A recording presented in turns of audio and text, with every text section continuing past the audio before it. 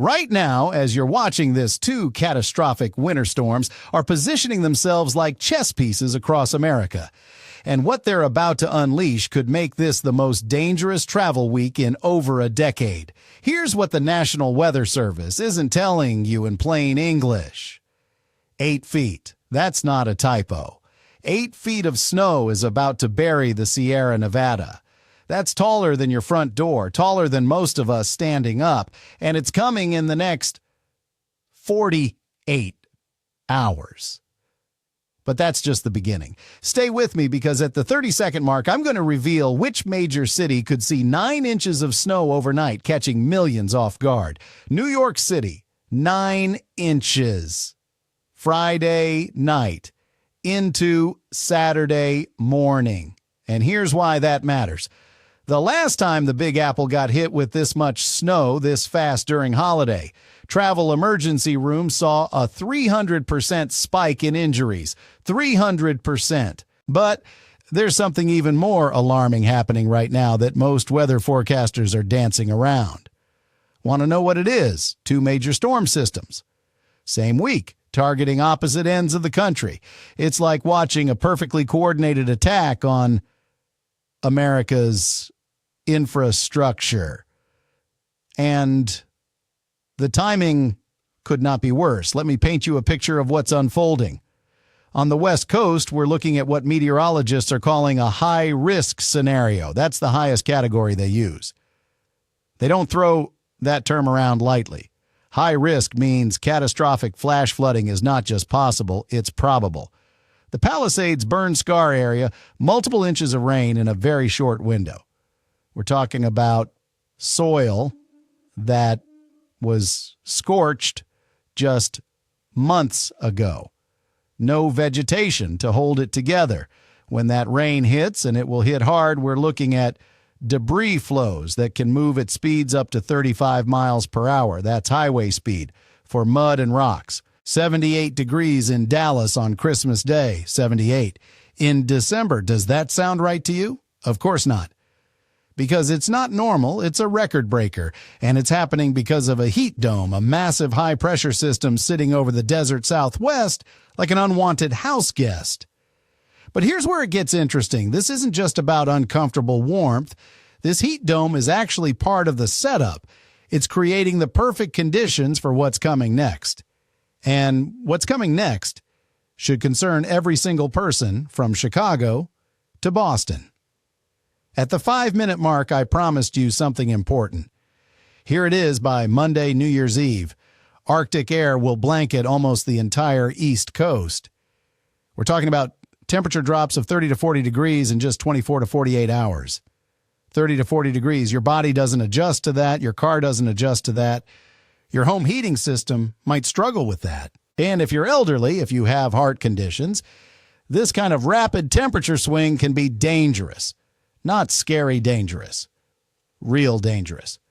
Let me break down what's happening state by state because this affects you differently depending on where you are. If you're in Southern California right now, you've got 2 problems converging. Problem 1, rain. Not gentle rain. We're talking 2 to 5 inches across most of the region, 3 inches in Los Angeles alone, in 48 hours. Problem 2, the ground can't handle it. Why? Because California barely has any drought conditions right now. The soil is already saturated. Where does new rain go when the ground is full? It flows fast. And when it flows fast, in mountainous terrain, you get flash floods. Santa Maria, 2 to 3 inches. San Francisco, 2 to 5 inches. But here's the twist. Most people miss. It's not just the amount, it's the rate. Rainfall rate determines flooding risk. And these storms are dropping rain at rates that overwhelm storm drains designed for typical California weather. The Sierra Nevada, 8 feet of snow. Let me put that in perspective. That's 96 inches. Most SUVs are about 60 to 70 inches tall. This snow would bury your vehicle completely. Only the antenna would stick out. And for those of you in the faith community, consider this. Throughout Scripture, weather has always been A sign, a message, a call to attention. He covers the sky with clouds. He supplies the earth with rain. Psalm 147, verse 8. This storm, these conditions, they remind us of our place in creation. They humble us. They call us to prepare to help our neighbors, to be the hands and feet of compassion when others need it most. Now let's talk about the Midwest and Great Lakes region. This is where things get tricky. We're not looking at a traditional snowstorm here. We're looking at something more insidious, ice. Ice accumulation forecasts show a fourth to a third of an inch near State College, Pennsylvania. A third of an inch of ice. That might not sound like much, but let me tell you what a quarter inch of ice does. It snaps tree branches. It brings down power lines. It makes roads absolutely impassable. A fifth of an inch of ice in Detroit and Kalamazoo, even a tenth of an inch, causes problems. Your car becomes a sled. Your driveway becomes a skating rink. Walking becomes treacherous. Cleveland could see moderate to heavy freezing rain Friday morning. Moderate to heavy. Those words together in a forecast mean one thing: stay home. Do not travel. It's not worth it. But here's what concerns me most, and this is at the 8-minute mark, so pay attention. The timing of this ice storm coincides with peak after Christmas travel, Friday the 27th. That's when millions of Americans hit the roads to visit family they couldn't see on Christmas, to return home from holiday trips, to take advantage of year-end vacation days. And they'll be driving into ice. Black ice you can't see. Freezing rain that looks like regular rain until your wheels lose traction. The weather models show this clearly. Friday afternoon, heavy sleet and freezing rain across central and western Pennsylvania. By evening, snow spreading from New York City back toward Buffalo. Watertown, freezing rain and sleet continuing through most of central Pennsylvania. Washington, D.C., northern Virginia, you're not off the hook. Late Friday evening into early Saturday, ice accumulation is a real concern in your area. And I know what you're thinking. We'll just stay inside. Good plan. But what happens when the power goes out? Isolated to scattered power outages are on the table. That's weather service speak for have flashlights ready, have batteries, have a plan. Because when ice brings down power lines, restoration isn't quick. Crews can't work safely on ice-covered roads. Bucket trucks can't extend safely in freezing rain. Now, remember I mentioned 55 weather stations breaking records tomorrow for Christmas Day, 55. That's not a local phenomenon. That's a continental scale event. Atlanta, Georgia, record high. Oklahoma City, record high. Kansas City, record high. Little Rock, record high. Even Idaho and Montana, places where you expect Christmas to be cold-breaking warmth records. But don't get comfortable with that warmth, because in the spiritual sense, just like in life, comfort can be deceptive. Watch therefore, for you know neither the day nor the hour. Matthew 25, verse 13. This weather pattern is teaching us that lesson in real time. Warmth today, Arctic blast next week. Let's get specific about New York City for a moment, because 8 to 9 inches of snow is no joke for a metro area of 8 million people. The forecast models are converging on this. It's not just one model showing it. Multiple independent forecasts agree. The snow starts Friday evening. By midnight, it's coming down at rates of 1 to 2 inches per hour. By Saturday morning, the heaviest snow has moved offshore, but the damage is done. 9 inches of snow on roads that were just dealing with rain. That creates a layer of ice underneath the snow.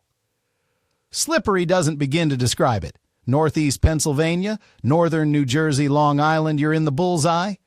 5 to 10 inches of snow in a narrow corridor. And I mean narrow. 20 miles north, mostly ice. 20 miles south, mostly rain. You need to know exactly where you are in relation to this track. Buffalo. You're used to snow, but this system brings 5 to 10 inches relatively quickly. And then behind it, lake effect snow could set up Sunday and Monday. Lake Erie, Lake Ontario, you know the drill. When cold air moves over warmer lake water, snow machines turn on. Here's something fascinating from a meteorological perspective, and this is your reward for sticking with me past the 10-minute mark. These two storms, West Coast and East Coast, they're being driven by the same large-scale pattern. A heat dome over the desert Southwest creates a blocking pattern. That blocking pattern forces storms to dive south, then rapidly intensify as they move east. It's called an omega block because on weather maps, it looks like the Greek letter omega. And when you see an omega block during winter, you know extreme weather is coming. The jet stream, that river of air high in the atmosphere, it's contorted into wild shapes right now, dipping far south over the western U.S., then shooting straight north over the eastern U.S. That pattern brings warm air north and cold air south in ways that create these dramatic temperature swings. 70 degrees near St. Louis on Christmas Eve. 70. Then by Monday, temperatures in the 30s.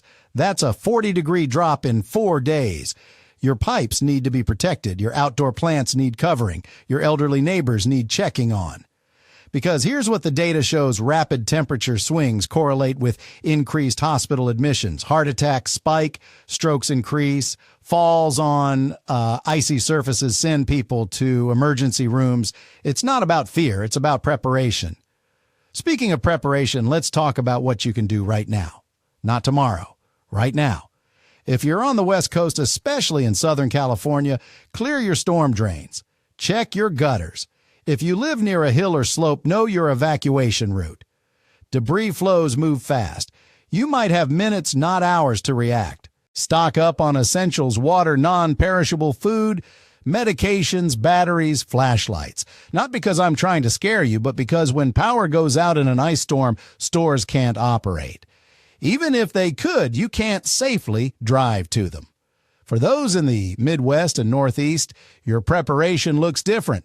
Ice melt for walkways, extra blankets, charge your phones and backup batteries now, fill your gas tank.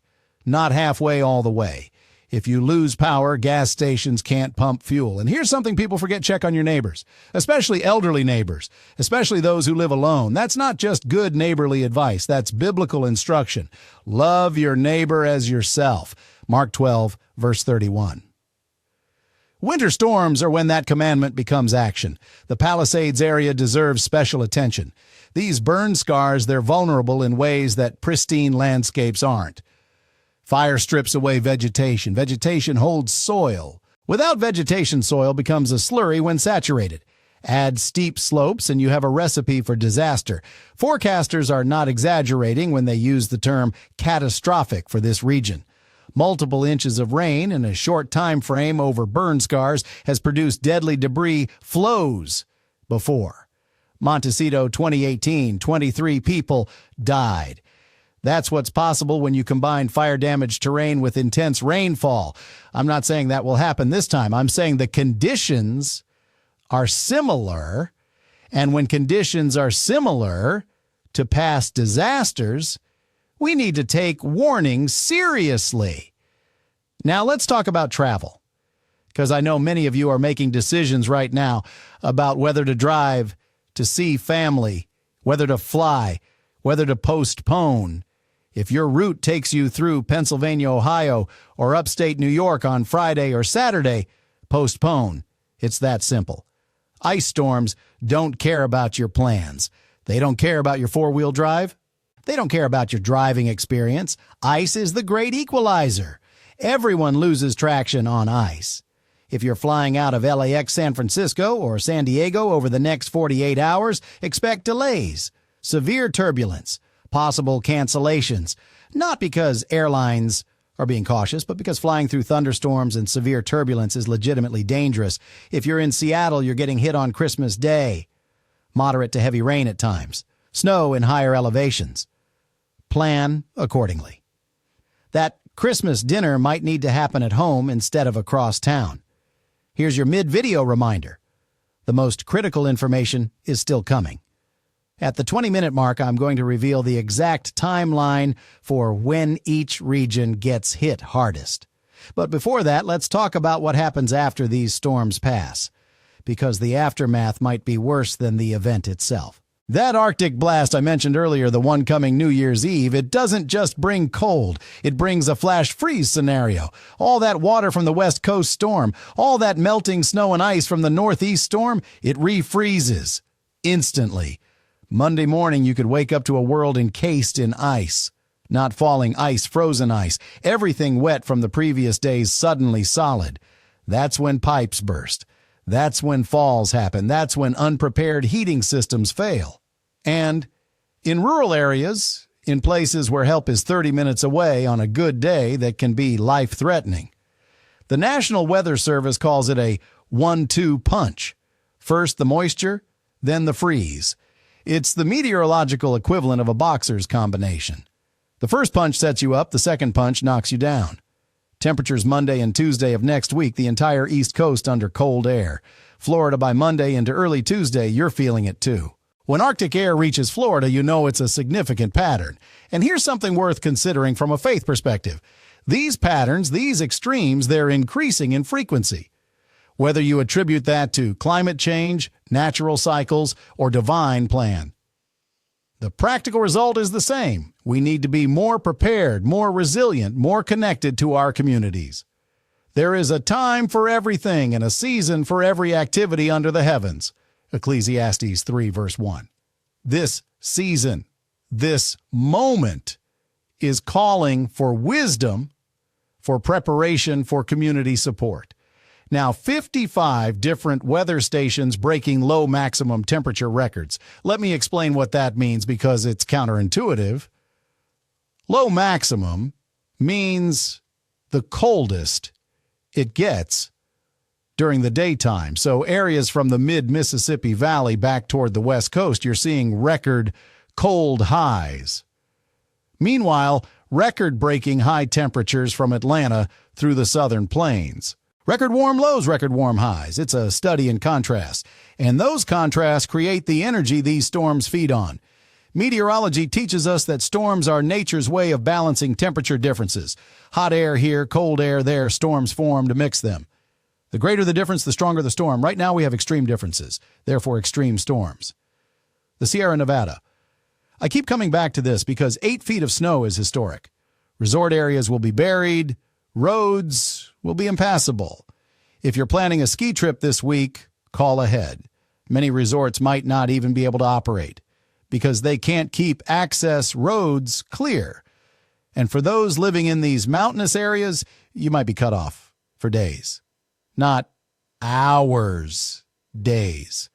Snowplows can only move so much snow so fast. When you're measuring snow in feet instead of inches, the math changes. 8 feet takes time to clear. Here's something interesting lake effect snow that could set up Sunday and Monday. For those unfamiliar with lake effect, it's a localized phenomenon. Cold air moves over relatively warm. Lake water picks up moisture, dumps it as snow on the downwind shore. Buffalo knows this well. So does Cleveland. But what makes this situation notable is the timing. Lake effect snow after a major storm system means you're not getting a break. You're getting wave after wave of winter weather. And those of you in New England, you're not forgotten. Light snow Christmas Eve into Christmas morning for far northern areas. Most of Maine, northern New Hampshire, white Christmas confirmed. Central New Hampshire by lunchtime. It's not heavy, but it's enough to make roads slick. Then you get a brief respite before the main event, Friday night. That's when the winter storm system arrives in full force. And by Saturday morning, it's moved offshore, leaving behind whatever accumulation occurred overnight. The forecast uncertainty at this point is not whether these storms happen, but exactly where the heaviest impacts occur. That narrow corridor I mentioned for the northeast storm, it might shift 30 miles north or south. That's the difference between 9 inches of snow and 9/10 of an inch of ice. So what do you do with that uncertainty? You prepare for both scenarios. If you're anywhere in the potential impact zone, you need to be ready for heavy snow or significant ice or both. Let me give you the 20-minute payoff I promised. Here's the exact timeline region by region. West Coast heavy rain ongoing now through Christmas Day. Heaviest bands today, Christmas Eve. Secondary wave Christmas Day afternoon and evening. By Friday and Saturday, the storm moves inland. Sunday and Monday finally drying out. Southern California, specifically tornado risk this morning. Christmas Eve embedded in rain bands. Thursday, Christmas Day, round 2 with isolated tornado potential. Not likely, but possible. Flash flooding both days, especially in burn scar areas.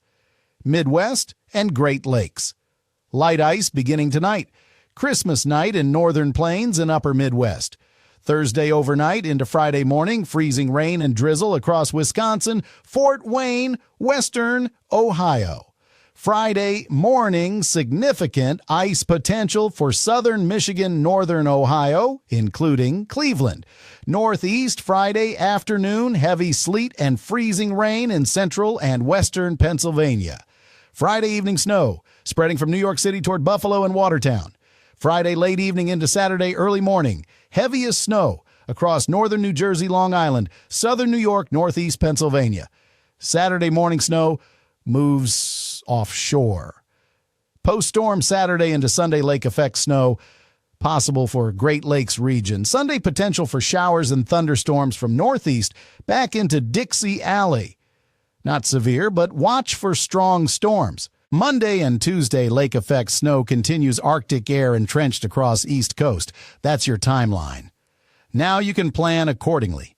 But planning isn't just about personal safety. It's about community resilience. And this is where faith and action intersect beautifully. Churches, synagogues, mosques, community centers, this is your moment. Open your doors as warming centers if power goes out.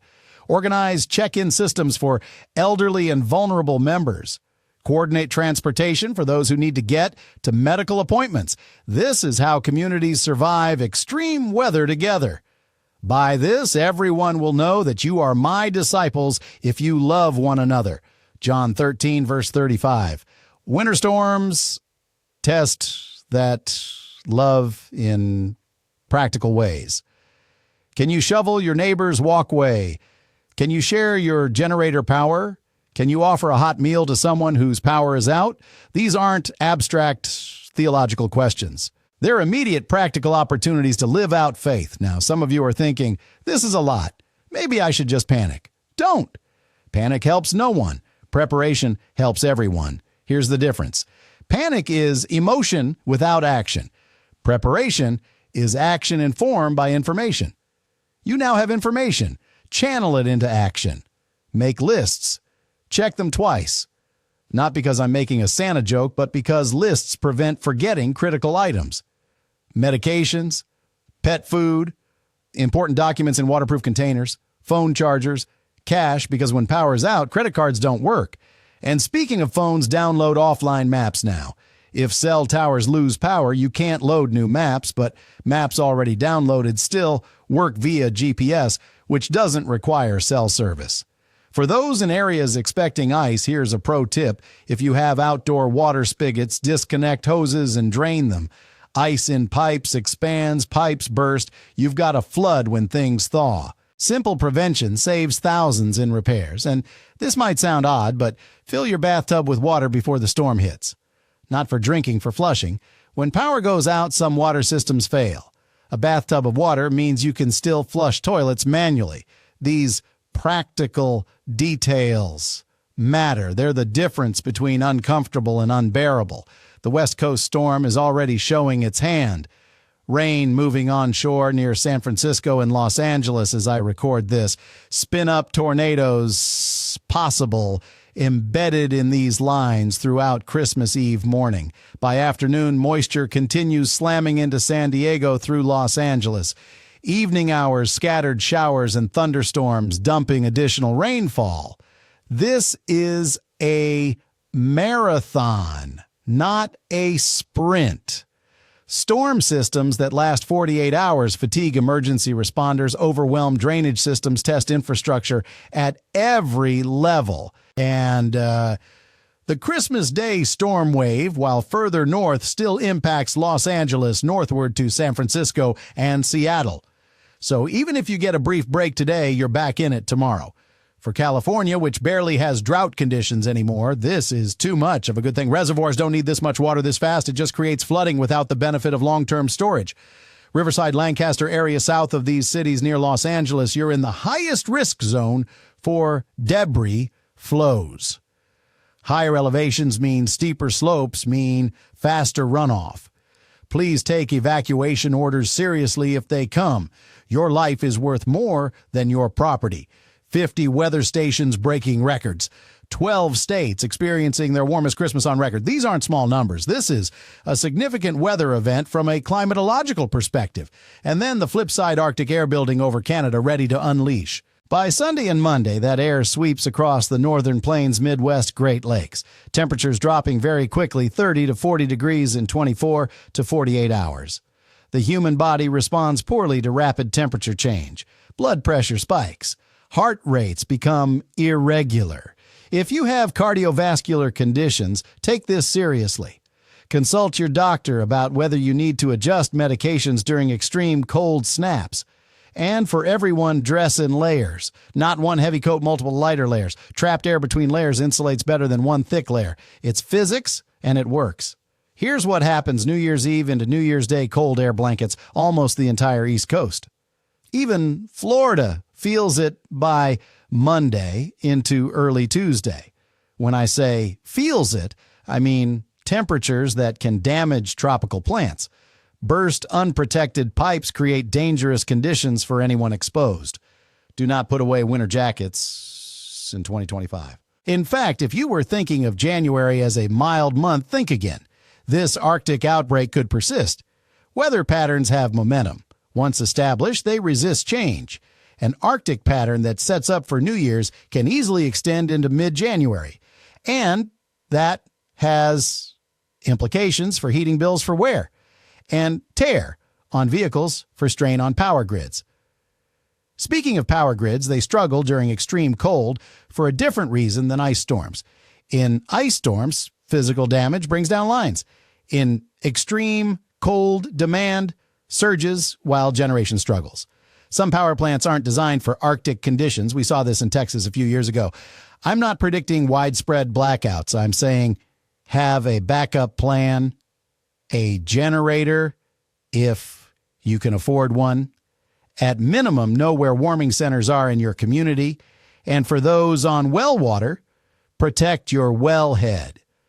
A frozen well is a major problem. Insulation around exposed pipes, heat tape on vulnerable sections. These investments pay for themselves the first time they prevent a freeze. The storm track from New York City back through Buffalo and Watertown Friday evening, that's I-90 essentially, one of the busiest highway corridors in America. And it's getting hammered with snow. Port Authority of New York and New Jersey will be making decisions about closing bridges. Erie County, where Buffalo sits, will be making decisions about travel bans. These aren't overreactions. These are necessary safety measures. And if you're thinking, I'll just drive slowly, understand this. Slow doesn't matter on ice. Slow might even be worse because you're spending more time exposed to the hazard. The best speed on ice-covered roads is 0, as in parked at home. Washington, D.C., Northern Virginia. Your ice window is late Friday evening into early Saturday. Not the main event for you, but enough to cause problems. And in areas not accustomed to winter weather, even small amounts of ice cause disproportionate problems. The learning curve for driving on ice is steep, literally and figuratively. And the consequences of mistakes are severe. So if you're in an area that doesn't normally see ice, recognize that you're less prepared than areas that do. Compensate by being extra cautious. I want to revisit the faith angle for a moment because it's not just a nice addition to this forecast. It's central to how we respond to challenges. Weather humbles us. It reminds us we're not in control. And that reminder, while uncomfortable, is healthy. It refocuses priorities. It clarifies what matters. Family matters. Community matters. Compassion matters. Your Amazon delivery arriving on time doesn't matter. Not really. Not when weighed against safety and human connection. And now these three remain faith, hope, and love. But the greatest of these is love. 1 Corinthians 13, verse 13, winter storms strip away everything except what remains. Use this as an opportunity to focus on what remains. Reach out to family members you haven't talked to in a while. Check in on friends. Offer help to neighbors. These storms create opportunities for kindness that wouldn't exist in fair weather. And if you're someone who struggles during dark, cold months, recognize that and plan accordingly. Seasonal affective disorder is real. Vitamin D supplementation, light therapy, staying socially connected. These aren't luxuries. They're necessities for mental health. The weather will eventually pass. Storms always do. But the habits we build during challenging times, the community bonds we strengthen, those persist. Now, as we're heading toward the conclusion of this forecast, let's talk about what comes after, because January is already shaping up to be interesting. The weather pattern that creates these storms, that omega block I mentioned, it tends to persist. And when it persists, we see repeated storms tracking similar paths. That means the West Coast could see additional storms in early January.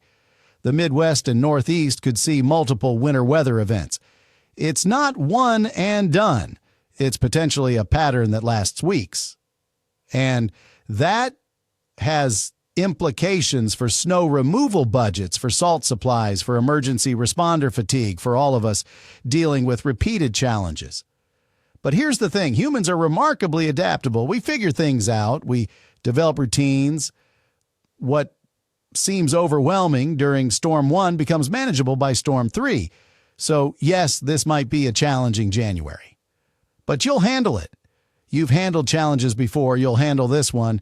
The Sierra Nevada, after 8 feet of snow, will be spectacular. Eventually, once the storms clear and the sun comes out, that will be some of the most beautiful winter scenery you can imagine. Nature puts on shows like this for a reason. And California, after all this rain, will have a super bloom spring.